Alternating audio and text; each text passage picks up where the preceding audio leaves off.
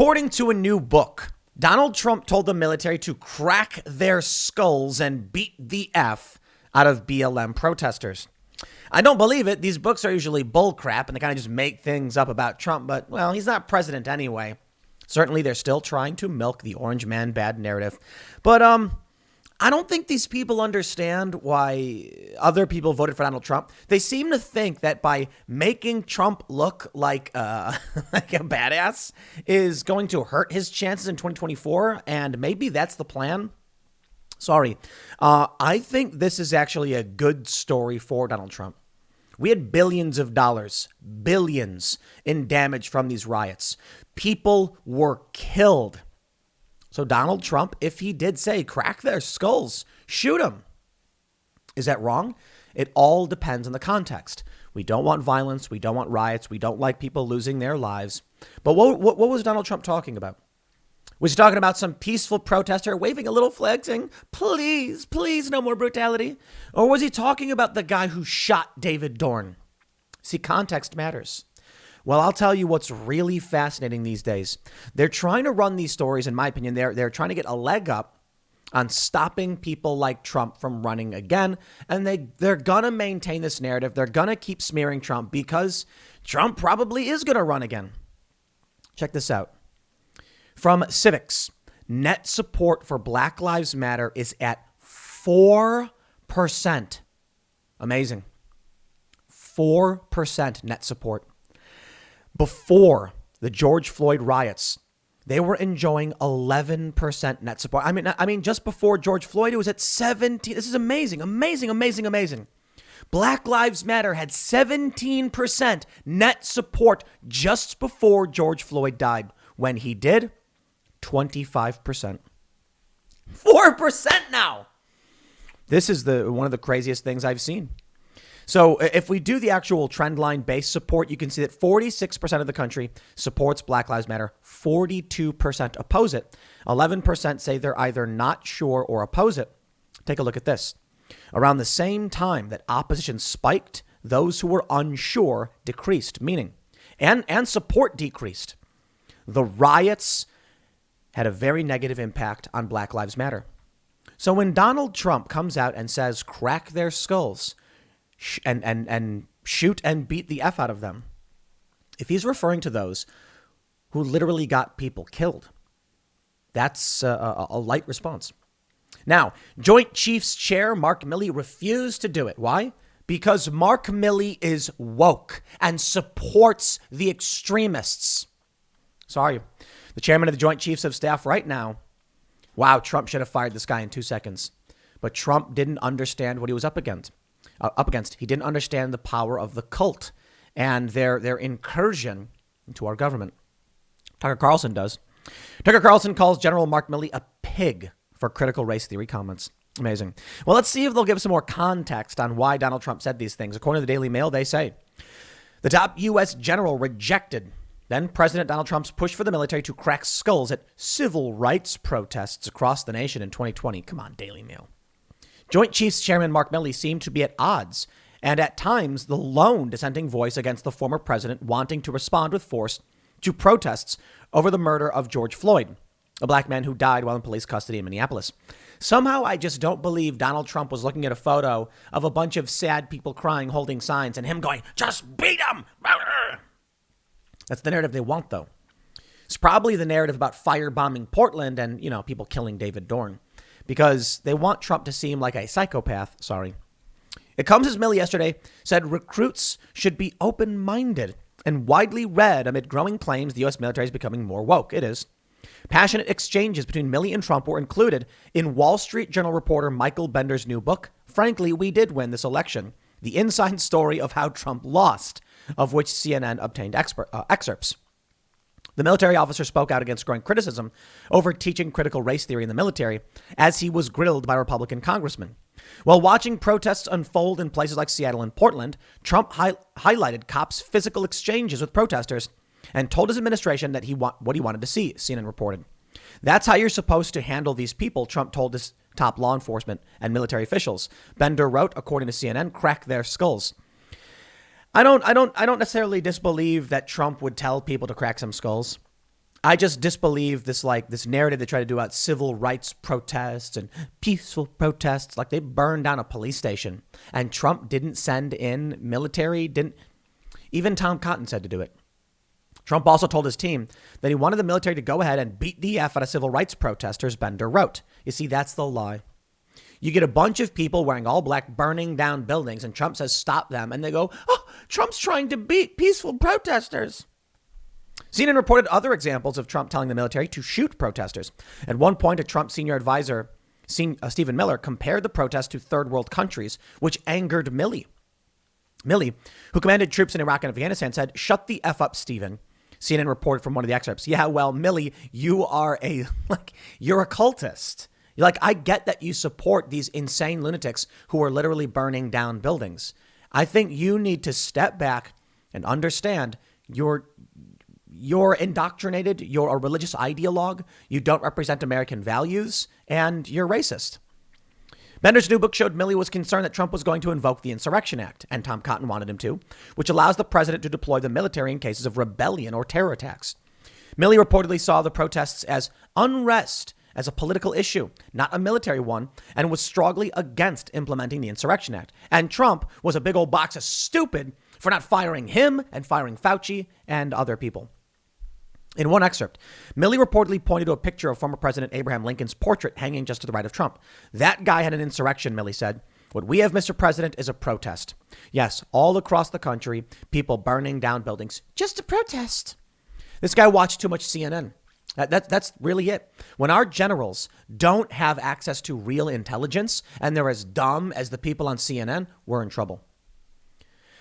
In June 2020, a week after Floyd was killed by Derek Chauvin, who's being sentenced today, by the way, we'll see what happens. Protesters were pushed back with pepper balls and smoke bombs before Trump walked in with Milley, and then Defense Secretary Mark Esper to the St. John's Episcopal Church directly across the street from Lafayette Park for a photo op. You know what's really funny, Daily Mail? It's definitively proven that wasn't true. We have the new report from the IG, which said they were already planning on clearing the protest to put up a barrier. Trump incidentally walked out and took a photo. Isn't it amazing how they still push that lie? And that lie supports this narrative, Orange Man bad. He posed with a Bible outside the building. Trump did so just minutes after vowing to dispatch thousands of heavily armed soldiers to stop demonstrators. On Wednesday, Milley also hit back against claims that the U.S. military is becoming more woke. The military officer slammed criticism over teaching critical race theory in the military and said recruits should be open-minded and widely read. At first, they said the military was not engaging in critical race theory trainings and wokeness. Then they said, then they admitted it and said, well, okay, we are, but it's, they're defending it outright. First said it wasn't happening. Now they're defending it outright. Is that where we're at right now? Yep. See, that's the incrementalism. They do it slowly over time, so there's not a big shock to the system. You've got to be a boiling frog. They don't want to splash boiling water on the frog will jump away. But the pot's beginning to simmer, and we're sitting in it. What is wrong with understanding, having some situational understanding about the country for which we are here to defend? Well, when you have a bunch of cultists who write propaganda and historical revisionism, you're not understanding things. You're understanding cultists who are seeking to subvert power. But maybe people like Milley support them. Maybe he's not so dumb. Maybe Milley knows exactly what they're doing and why they're doing it. And he said to himself, you know what? I'd like some power. I'd like to be an authoritarian despot. Okay, then I'll lie too. Could be that simple. Or it could be dumb, either or. They're going to say the general stressed the need for greater understanding of the driving forces behind the January 6th attack. Yeah, white rage. I want to understand white rage. And I'm white and I want to understand it. Yeah, that's, I don't know what we do, but I will tell you this. We jump on over to the polling for Black Lives Matter. And let me just say this, my friends. Yeah, we're winning. This is great news. Mark Milley has shown his true colors. Regular Americans are probably going to freak out. Across this country, we are seeing parents stand up to the school board saying, we will not allow your cult to indoctrinate our children. We say it's a non-theistic religion. We've said that for some time. People like James Lindsay, Peter Boghossian, Helen Pluckrose, a while ago, the people who did the Sokol Squared hoax. I had a conversation with them about the non-theistic religion. But I think that's disparaging to religions. It's a cult. That's what it is. And it's spreading. And their cult ideology is spreading. And you look at these videos where they're all in the park chanting, I will be a good neighbor, and it is spreading. But regular people don't want to be involved in this. It's interesting because this country used to be extremely religious, and there were moral authoritarians among the Christian right. Now, they're much more libertarian, though some of them are a bit more authoritarian. I think most of them, at least the prominent ones that I've talked to, are more authoritarian than libertarian. But what I mean by that is they're not on the authoritarian spectrum, but they're like moderately, hey, we need a rule of law and cultural and social enforcement in this country to a certain degree. And I actually agree with that. That's why I'm not like a hardcore anarchist or anything like that. But I wonder how much change will actually come about due to this. When Mark Milley comes out and says things that are clearly unpopular. Amazing. 42% oppose, 46% support. Just watching those numbers decline gives me great joy. I don't mind the idea of protesting police brutality. In fact, I support the idea that we would protest police brutality. I support the idea that we challenge bad cops, because we have seen police officers seize people's guns. Wrong. We have seen them kill people because they were scared. Wrong. But Black Lives Matter is something else. They want to disrupt the family. They're trained Marxists. They're pushing critical race theory and all these other weird intersectional ideas that are all rooted in critical race theory. And now we can see. Here's what I want to show you. In January of 2020, Black Lives Matter had 10% net support. Isn't that amazing? Actually, let me show you the trend line, because this is where it gets interesting. Total support in January for Black Lives Matter was actually 42. It does have more adherents today, but opposition was 32%. Opposition has increased. Now, we could argue this is actually dangerous polarization, perhaps. I still see it as a good thing. The green bar at the bottom, January 2020, Black Lives Matter support, 24% said neither support nor oppose. Think about that. The politically uninitiated have entered the fight, and they've joined us. Amazing, isn't it? Yeah. Let me show you this timeline. 42% supported Black Lives Matter, a minority of this country, but the plurality of those polled. 32% opposed it. And over time, in May of, May of 2017, opposition was 41%. Now, to be fair, there was a flippening. Opposition used to be greater and support was lower.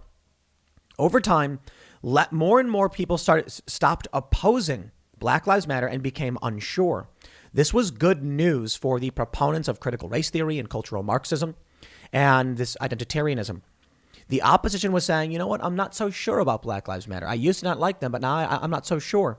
And then the people decided to burn everything down, and it was a great reversal. In 2017, 19% said neither support nor oppose. And today, 11% neither support nor oppose. Those who are unsure were 2% and now 1%. Cut in half. I know, not a big number. But opposition is higher today than it was in January of 2017 at its other highest point. Opposition today to Black Lives Matter is higher than it's been in 4 years because of what they've done. Now, of course, support is up as well. But if we're going to wake up more and more people to the insanity and the absurdity of the riots and the destruction, I think it's a good thing that they're becoming opposition to the insanity. When you see these parents come out, when they finally realize what this is, when they don't know and they've never heard of it, and they finally see their kids say it, they freak out. August 15th, that's what Bannon said. When these kids go to school and they start telling their moms what they learned and the parents hear what's happening, they're going to be not too happy about what's going on. And they're going to learn about critical race theory. And they're going to hear things from people like Mark Milley. And they're going to say, wow, I do not like this guy. Wow, this guy believes that insanity. And then they're going to be like, perhaps all that stuff they said about Trump was not true. Perhaps Trump was right about his response to these extremists and those who are destroying all our businesses. I think so. I really do. I'm optimistic, man. I hope you look at this poll and you feel optimistic. And if you're a Black Lives Matter supporter, you better be sweating bullets because your net support is down, down, down. Net support being the difference between opposition and support. Now, I can be fair and say that net support was negative 4 years ago, so there's still ground being, being controlled. It's still a positive to a certain degree, but I think this is the downtrend. Black Lives Matter had its day. It is actually fizzling out. We'll see what happens. People really supported it, man. They really wanted to support it. It's really crazy that they saw over 53% of people supported Black Lives Matter after George Floyd lost his life. More than half the country. And they lost it. And they're losing it. Amazing. Well, Tucker Carlson called Milley a pig for his critical race theory comments. I don't know if pig is the right word, but they say. Over at Newsweek, Fox News host Tucker Carlson has attacked the chairman of the Joint Chiefs of Staff, Mark Milley, calling him a pig and stupid for defending teaching cadets and service personnel differing viewpoints, including aspects of critical race theory. I love how they frame this, don't you? This is why what we do is so important here. I'm sorry, I got to do a plug, man. The more I read these stories where I'm told if I'm biased if I don't read CNN or whatever. Oh, Tim will only read Fox News. I read Daily Mail, Murdoch property, and they still call it a peaceful protest and a demonstration. They weren't. Some of them were, and I doubt Trump was saying to crack the skulls of like an old granny with waving a little sign in the street. That's ridiculous. He's talking about Portland. They even mentioned he was talking about Portland, Seattle, where Antifa and Black Lives Matter set up a no-go zones. You almost got me there. No-go zones and killed people. That's right. Some young people were shot up in a truck by these lunatics. And so Trump said, you got to stop them. And he was right. And even the Daily Mail wants to play dirty games. Sorry. This is why it's so important what we're doing at timcast.com, because we're not going to frame things like this. We're not going to play that game. We're not going to say peaceful protest. We're going to say civil unrest, because civil unrest is a broad stroke.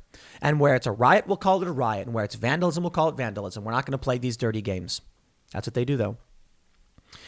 I love this. They say the theory, which, quote, maps the nature and workings of institutional racism, according to Kendall Thomas, a law professor at Columbia University, was little known outside academic circles a few years ago, but is now at the center of a culture war. Republicans in more than 20 states have proposed or passed legislation to ban the theory being taught in schools. Good. On Wednesday, General Milley told the House Armed Services Committee that it was important for members of the U.S. military to be open-minded and widely read. I want to understand white rage, he said. I think about evolution. I remember when there was this battle over teaching evolution in schools, and like evolution is scientific theory, like actual scientific theory, and creationism or intelligent design is less widely accepted. However, I still am of the opinion we should teach the prominent thoughts on creation and origin or whatever. And that means if the mainstream science and all scientists accept the current theory of evolution, we should teach it. If there is 80 million people or so that believe in intelligent design or creation or whatever, I absolutely think that controversy should be taught to an extent. It is difficult, though, because scientists do get things wrong. I remember growing up being taught that dinosaurs were scaly. Now they say dinosaurs have feathers because science changes. So it is difficult to know exactly how to handle something like this. Now, that being said, we can have a debate about questions over origin. And you have a lot of people saying that creation or intelligent design is religious, perhaps, but you can still teach.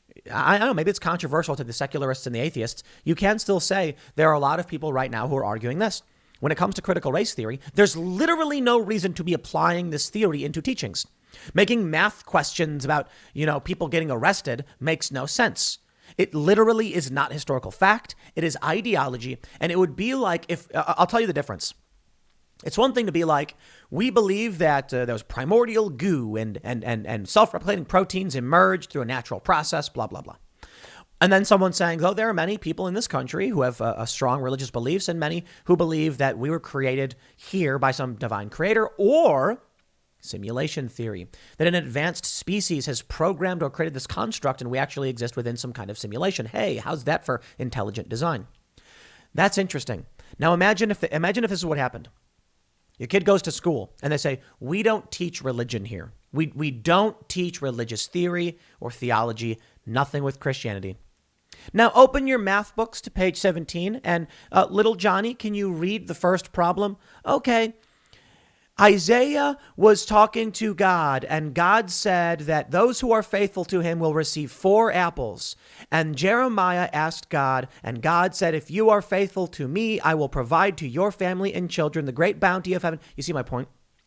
That's what they're doing with the application of critical race theory. They're not having lectures on, Kimberly Crenshaw's writing. They're just doing these math problems where they're like, John got pulled over by the police 3 times last year and Derek got pulled over 413. What's the percentage difference? And it shows like a white guy and a black guy. It is application of the theory and indoctrination in these teachings. So here's my response. Here's what I'll say this. You a Christian? You a Catholic? Okay, let's play a game. Here's what you can do. Same thing. Make a curriculum. Demand it. Go to the board meetings and say, if they're not teaching, show them. Get the homework from your kids, and then and the bias trainings, and say, if they're not teaching or applying applying critical race theory, then you should have no problem with these questions. Jeremiah leaves for Bible study at 7:30 in the morning. He must make it, he leaves for Bible study at 7:30 in the morning, and he must travel 10 miles in order to get there by 8 p.m., 8:30. How fast should his car travel so that he can make it to worship the Lord? Do that. See what they say when you start giving those math questions to kids. They will rip their hair out screaming. They won't accept it. How about this? John is reading Leviticus, and in it, it says that, whatever. You get the point. You make it a math question. Or you say, for literature today, we're going to be reading scripture. We're not teaching scripture. No one is teaching scripture. It's just we're reading a book about scripture. You see how that works? Yeah. Don't play those games. Anyway, Donald Trump cracking skulls. These people don't get it. With Black Lives Matter losing support and all the damage and destruction we've seen, I think this is helping Trump. But we'll see. That decline in support, man, it is a bright new day. And I don't know, sun's shining, birds are singing. I see groundhogs running around frolicking through the fields and eating trees and knocking them down and nearly destroying my house. And there are rabbits standing upright, scared of the predators, but enjoying this beautiful summer day. And of course, support for Black Lives Matter is dropping to a new low as their support dwindles. I'll leave it there. Next segment's coming up at 1 p.m. on this channel. Thanks for hanging out, and I will see you all then.